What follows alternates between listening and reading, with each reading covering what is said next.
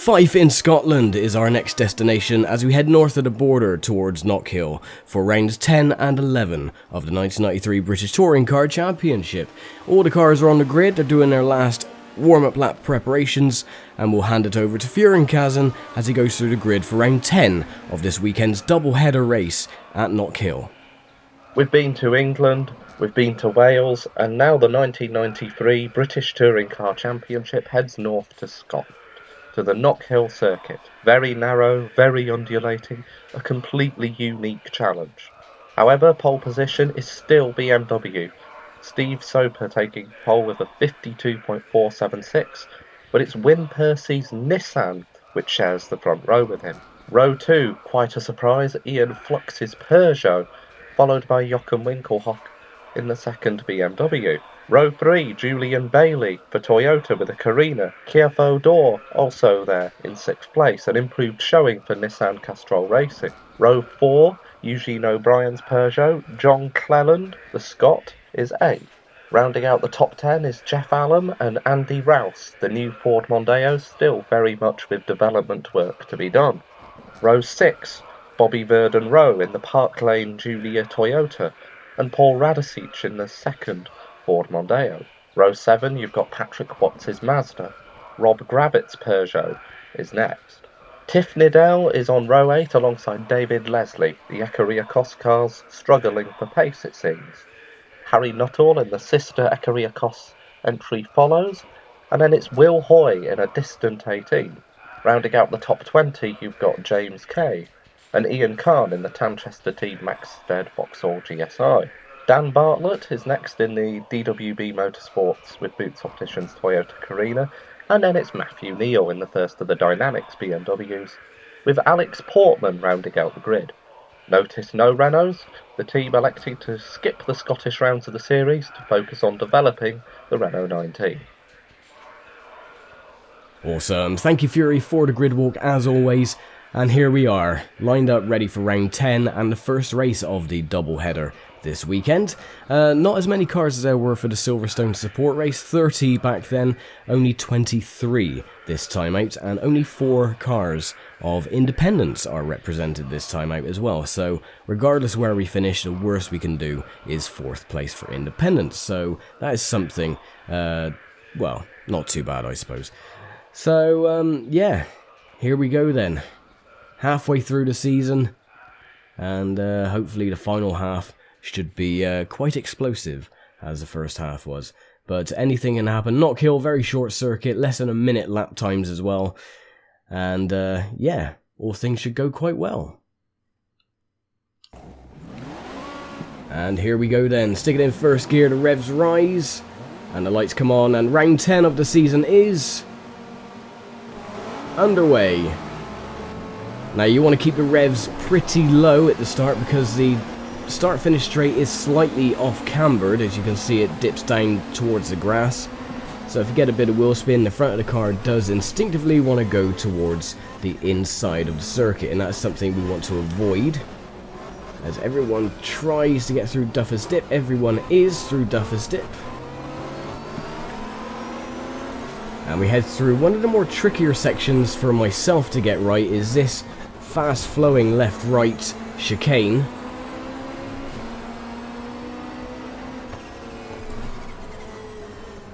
And then we head up towards the very sharp right-hand hairpin, the final corner.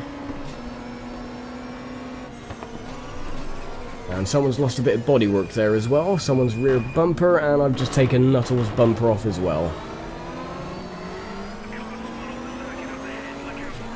And there we go, that is a lap of Knockhill, very, very short.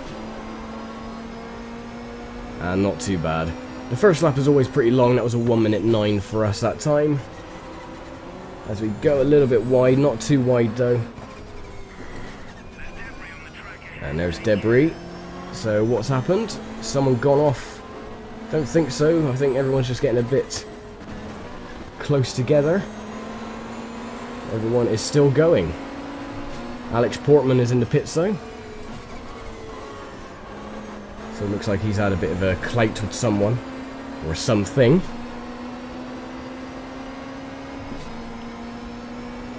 early stages of this race, so it's only lap 2. Oh, and I've just been punted by Will Hoy. I think he was getting a little bit impatient, not to worry too much.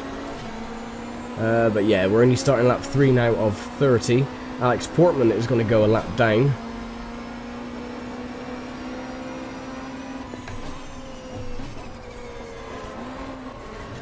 Oh, and I just take that corner a bit wide again. It's very hard to judge my braking, and Will Hoy, you swine.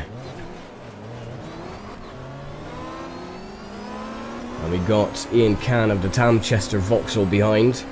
We haven't done much in the way of damage, I don't think. I think we got away with that pretty lightly.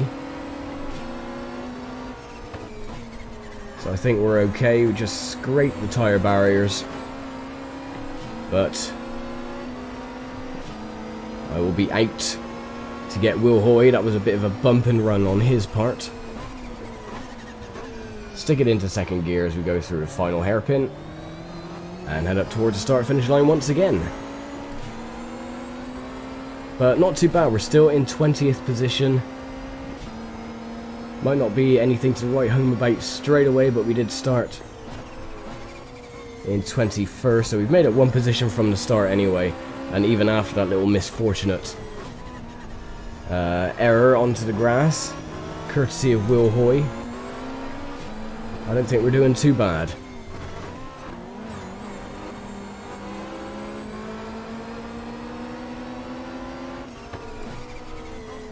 Yeah, and I haven't had much practice on this track, as you might have noticed. I'm getting my gearing all wrong, going into turns in the wrong gear and so on.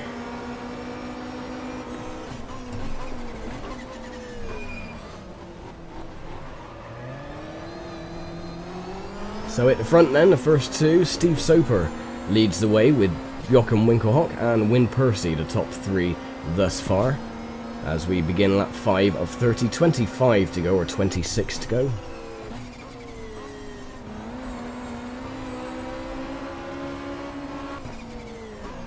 I was never expecting to do very well on this circuit anyway, so...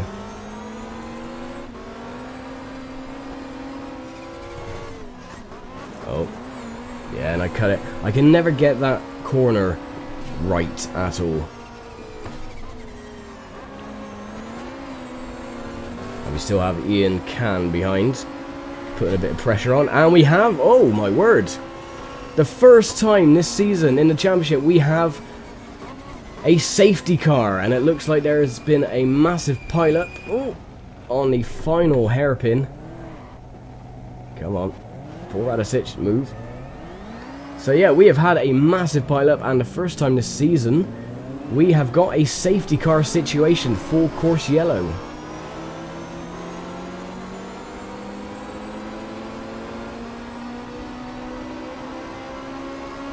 I think we have to wait for the first place driver to go over the start finish. I think he'd already gone through when the safety car was announced, so not a worry. Oh, and the Vauxhall's gone for a wild ride. And there we go then. So full course yellow has been announced. The first safety car of this season, after a massive pile-up just before the hairpin.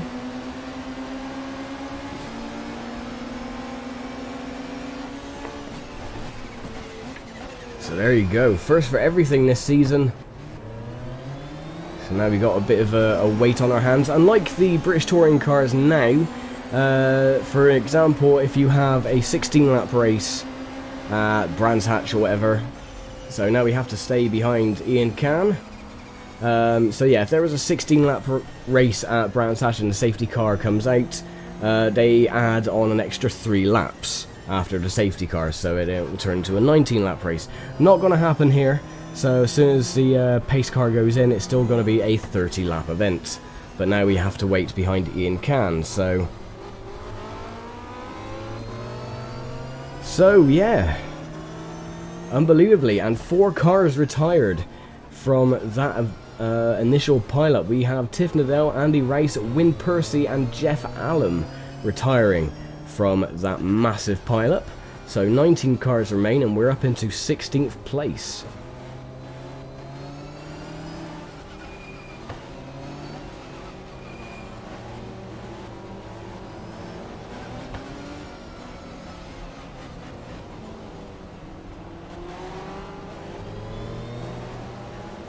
Right then, so I'm not sure when the green flag will be released. They don't actually give you a warning as to say, oh, green flag next time by, so it's just a case of total guesswork. I'm assuming that will probably come back out this time.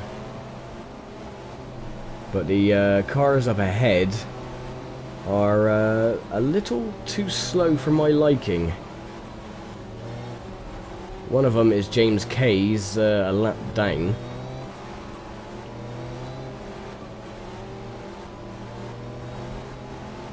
So I don't know what he's doing. Probably just holding us back. Like a little dweeb.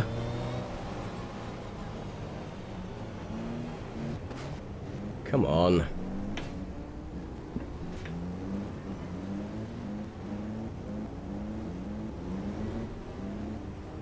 Is the green flag out? Not sure, it doesn't look like it.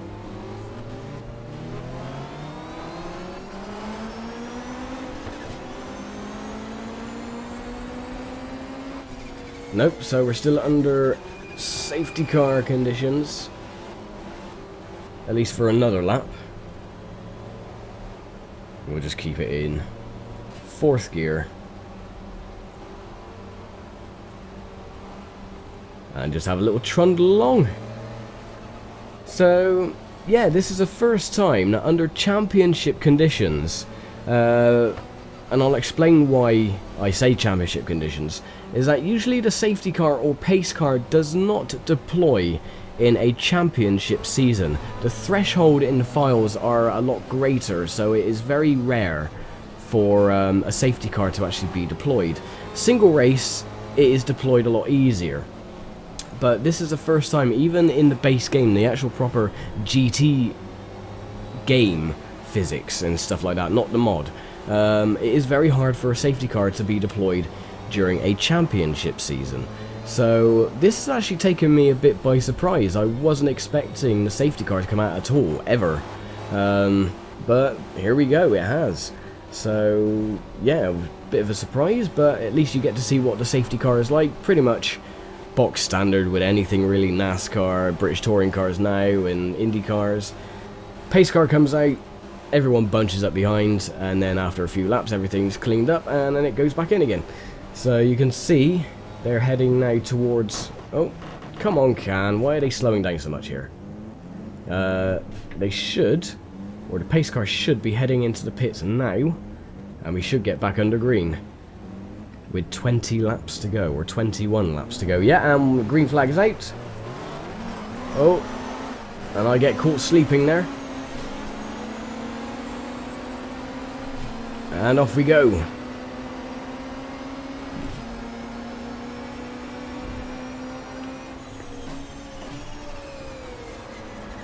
Oh, and cold tyres, a bit too wide.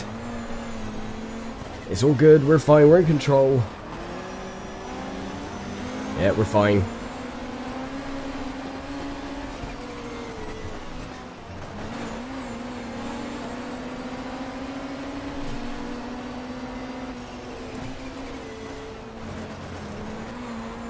Oh, come on, get off the grass. Come on, come. Go, go, go, go, go.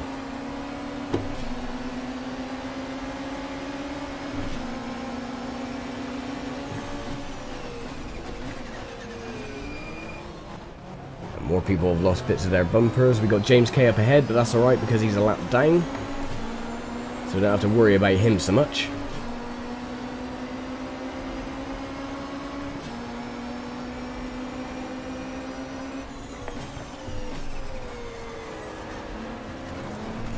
And again, just a little bit too wide. Missing my braking opportunities there. Oh, come on. Get off the goddamn grass. I'm not very well savvy with Knockhill. It may surprise everyone, but yeah, I'm not very good with Knockhill circuit. It's one of those weird ones where you have to really practice on the circuit to get your braking lines and the gearing and everything else.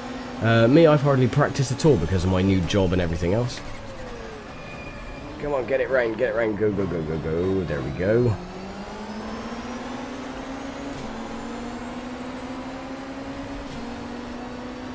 So this race is going to be pretty messy on my part, but...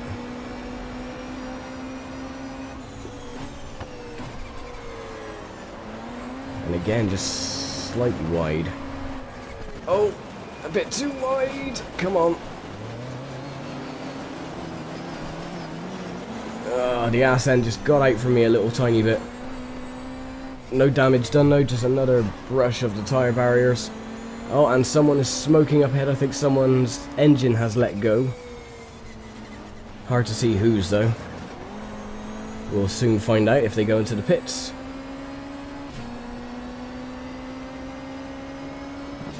Yep, and someone's engine has indeed gone bye-bye. Oh, and that would be James K. Oh no, it's Bobby Verdon Rose, so his teammate. His engine has let go. Now you got to get past Portman again.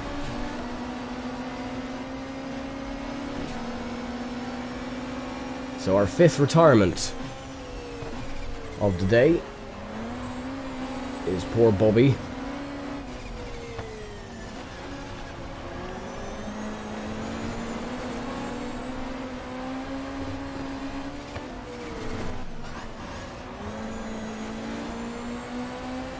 We lose so much time through that little complex.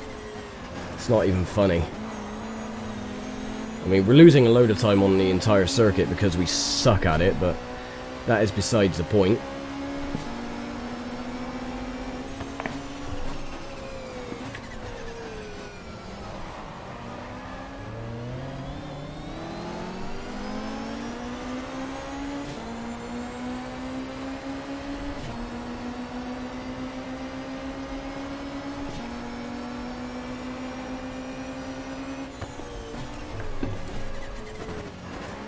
That's a bit better. Cut the corner a little tiny bit.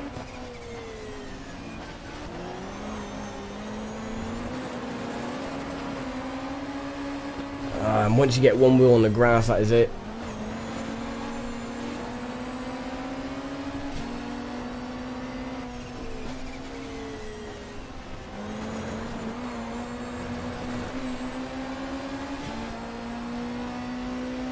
So we're down in 16th place at the moment.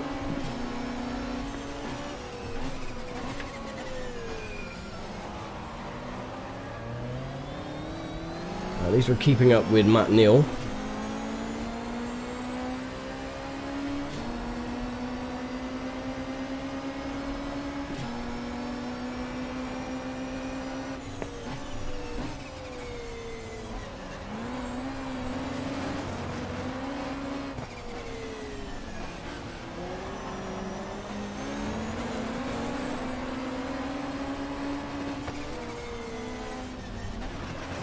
Oh, mess it up again. Of course, you've got Alex Portman behind as well, but he's a lap down.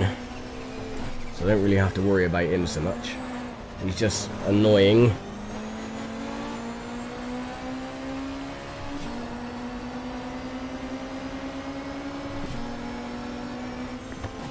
Oh, and we've had another incident up here.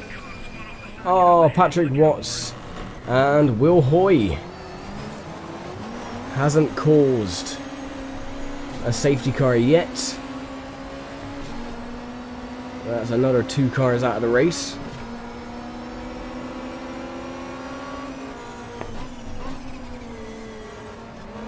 Now we're back up with Ian Cannon again.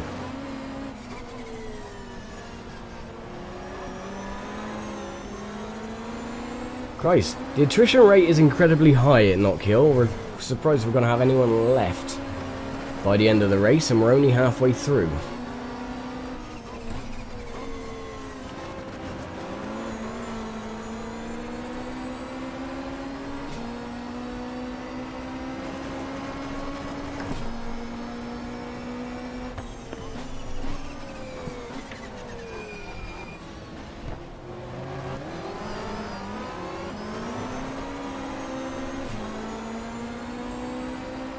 So now we're up into 12th position.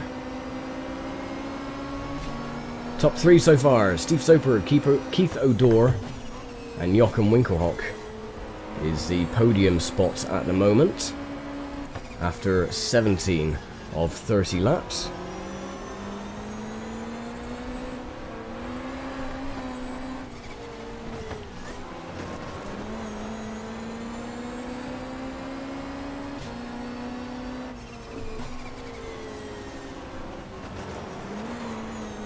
And yes, I'm taking odd lines.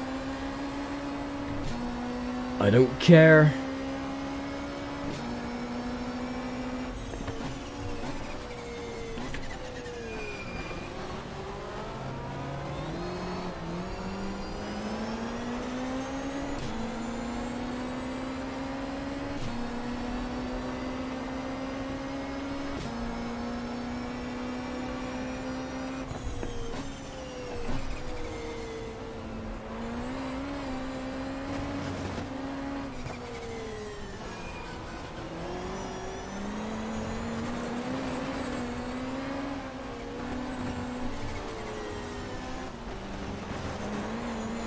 God, I suck so bad at this track.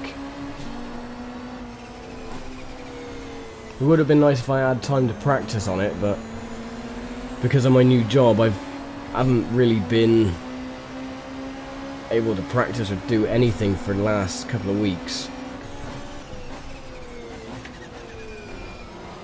So everything is all a bit rushed at the moment, so if my driving sucks, then I do apologise, but there's nothing I can do about that. And we have Ian Flux, who is currently in the pits, so that moves us up into 11th position.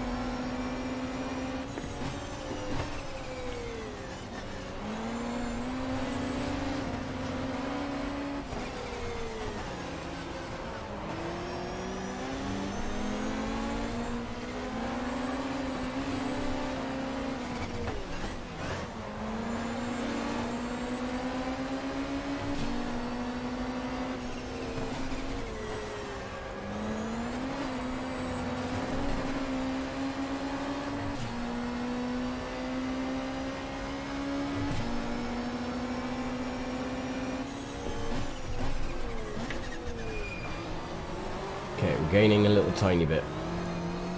That would be Paul Radicic up ahead. He's also a lap down.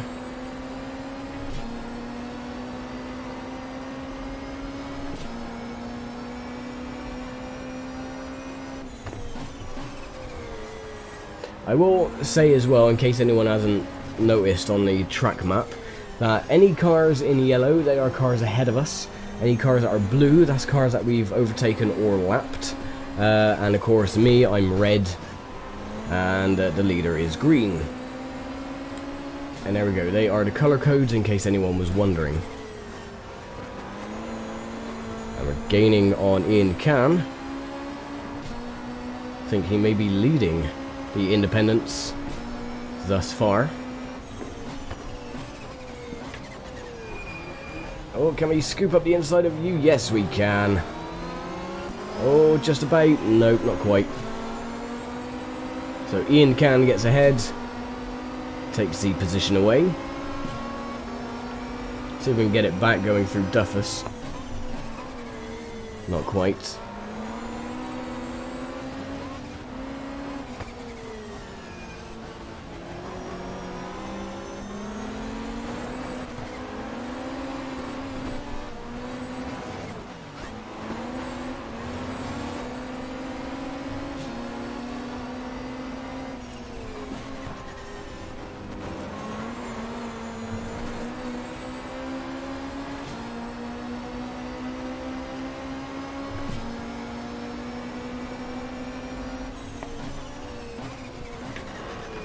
Oh, and we got another accident and another caution, full course. So we now have another safety car period. And it includes cars like Joachim Winkelhock, Keith O'Dore, to name but a few.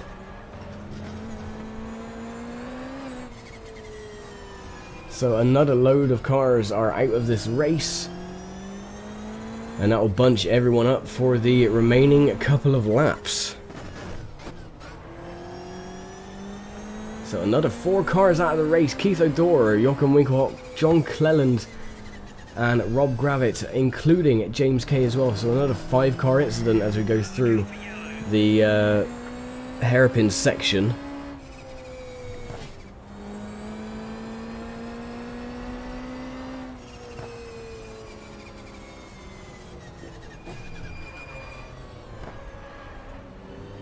And this will close the gap to everyone, so we've only got now a handful of cars remaining, 12 cars circulating the track, which is unbelievable, and we're actually up into 4th position, if you can believe. And Steve Soper is in the pits as well, so everything is going off at the moment. This is absolutely incredible. So we just need to get up to the leader now, which is David Leslie, Julian Bailey and Eugene O'Brien are the top 3. And we'll be under caution for a good 2 to 3 laps.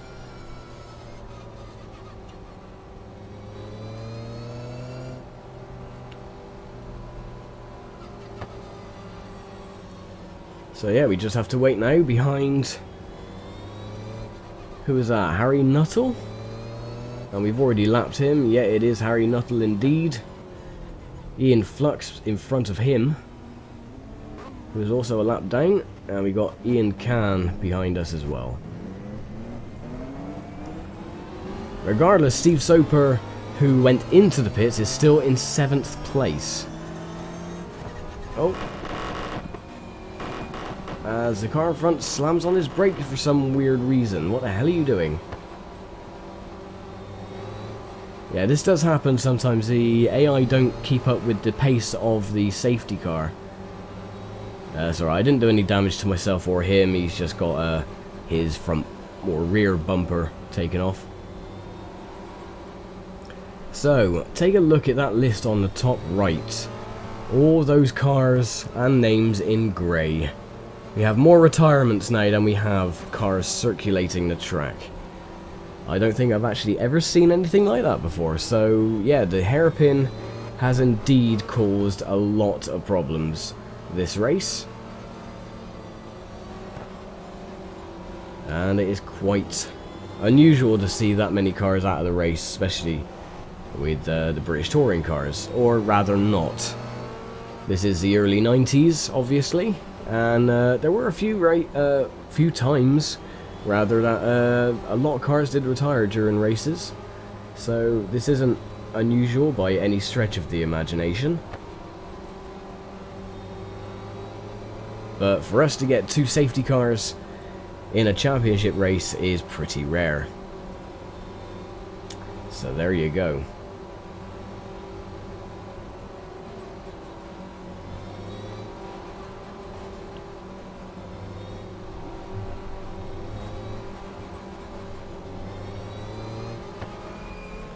And you can see the safety car with these lights on. Well, you can't really because my window net is in the way.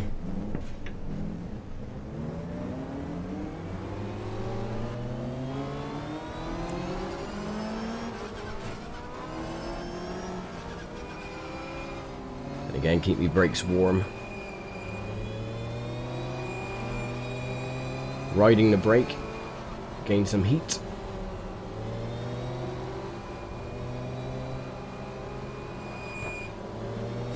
Just the squeaking getting louder and louder and louder. Right then, so we're in 4th place when it comes to the restart. Predictions. Get your predictions in now. Will I stay in 4th or will I drop back? I am predicting myself I'll probably drop back. Because, again, not too savvy with Knockhill. I think we've just been rather lucky that we're up in the position that we are at the moment.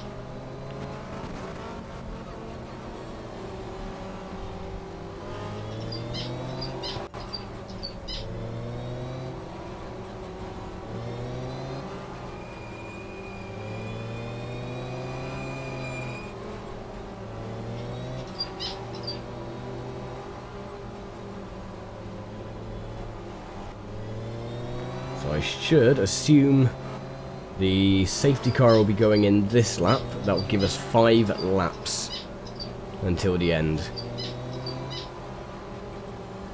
But we shall see.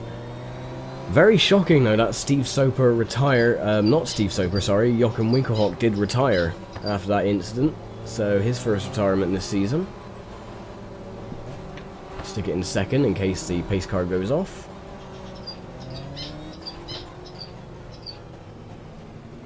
And will we get the green flag this time? Want to go out wide and cut back in deep if it does.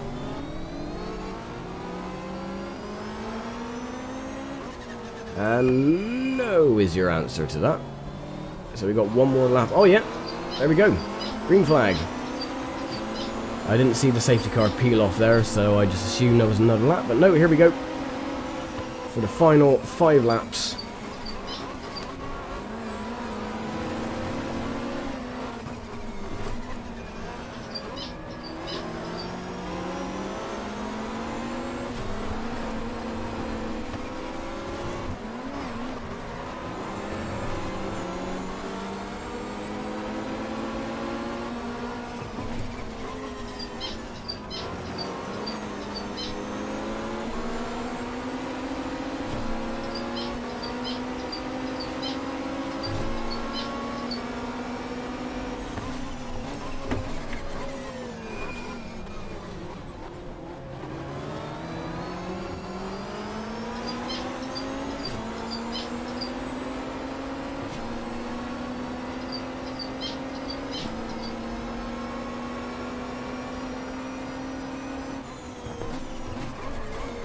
No!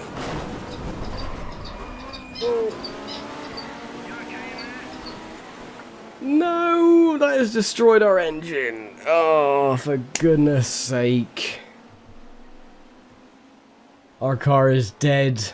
We were on course for a 4th place finish. Oh, for God's sake. Ah. Well. There is our first retirement of this season.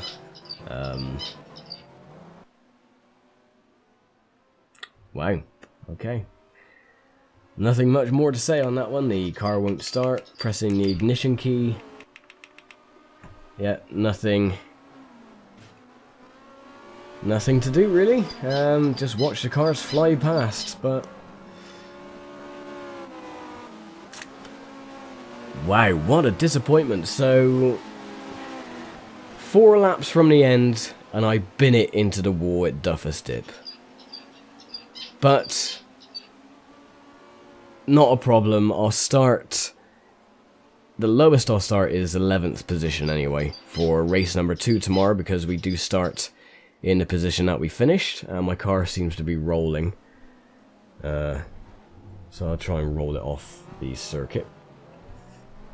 So, yeah, we'll finish 11th position at the worst. So, yeah, that isn't too much of a big issue. But, my God, what a pain in the ass. I was really hoping for a good finish there, but no. We can't win them all the time, you know. It just shows that I'm human. And, we get our first retirement this season.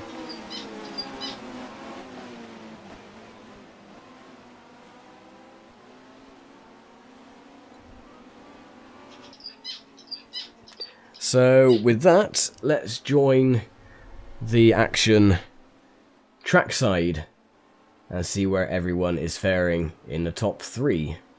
So far, so.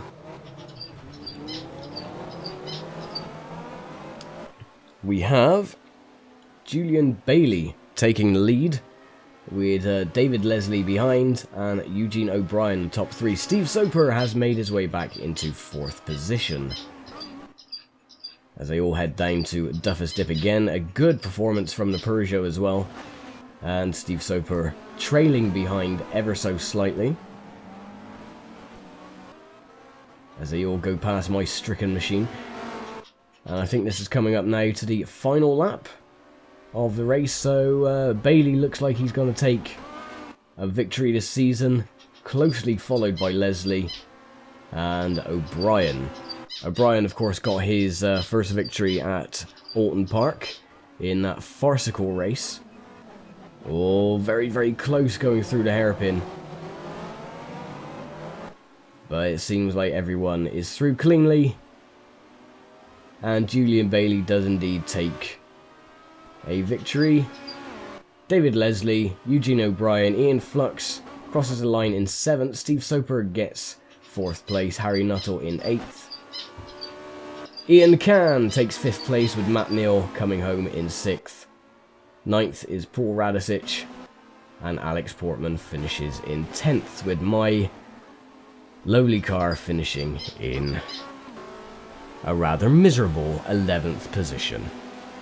Okay then, so with that under our belt, we'll get back to the pits, see if we can salvage what we can, and we'll join Brad from ViperRacing for the race results and point standings thus far. Hi guys, I'm Brad, and here are the race results from race 1 at Knockhill. So it was Julian Bailey who took a surprise victory in his Toyota Carina, with Davey Leslie finishing second in the Vauxhall Cavalier. In 3rd place, Eugene O'Brien rounding out the final podium place, and with what could only be seen as an off day for the Schnitzer BMWs, Steve Soper bringing his car home in 4th place. Ian Flux in 5th with his Peugeot, and finally, rounding out the top 6 is Harry Nuttall and his Vauxhall Cavalier. Moving on to the privateers now, and it was Ian Kahn that took the victory ahead of Matthew Neal and Alex Portman, whilst Daniel Bartlett unfortunately crashed out. So after 10 rounds of the 1993 British Touring Car Championship, here's how the standings look. Joachim Winkelhock at the top is only 12 points ahead of his teammate Steve Soper, who's in 2nd place. David Leslie and Alan Menu are tied for 3rd, with John Cleland in 5th and Julian Bailey making it into the top 6. Moving on to the privateers now, and it's Daniel Bartlett who still leads the way ahead of Ian Kahn, who has now moved into 2nd place ahead of Ian Ashley, with Matthew Neal, Ray Bellham and Alex Portman only covered by 4 points from 4th to 6th. Okay then, so thank you very much Brad for the result standings, and we will leave it here for today, but we will be back again tomorrow for round 11 of the championship, race 2 of the weekend from Knockhill. We're going to be starting from 11th position, but we'll see if we can do a bit better next time. I know a few cars will not be starting because of the damage sustained in the incidents that happened today, so the field is going to be slightly more depleted this time round. But we'll see how it all goes, and hopefully with less cars on the grid, we shouldn't have so many incidents. So I'll leave it here for now. Thank you very much for watching, and I'll see you tomorrow for round 11 of the 1993 Auto Trader RAC British Touring Car Championship. Take care.